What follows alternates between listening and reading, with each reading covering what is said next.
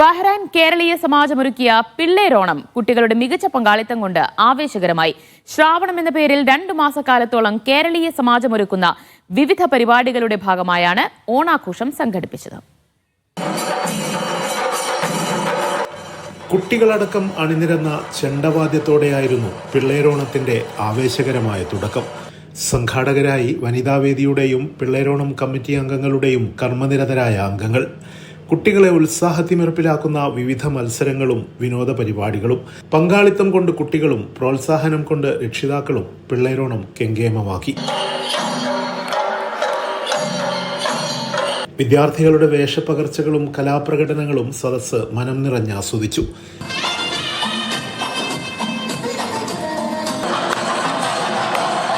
പുലിക്കളിയും കഥകളിയും തെയ്യങ്ങളും നൃത്യങ്ങളുമൊക്കെയായി ബഹ്റൈന്റെ വിവിധ ഭാഗങ്ങളിൽ നിന്നെത്തിയ കുട്ടികൾ ആഘോഷത്തെ വർണ്ണാഭമാക്കി.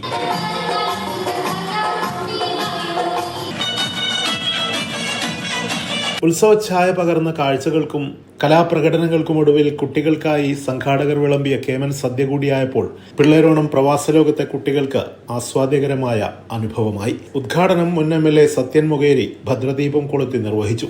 മാത്യു കുഴൽനാടൻ MLA അതിഥിയായി ചടങ്ങിൽ പങ്കെടുത്തു.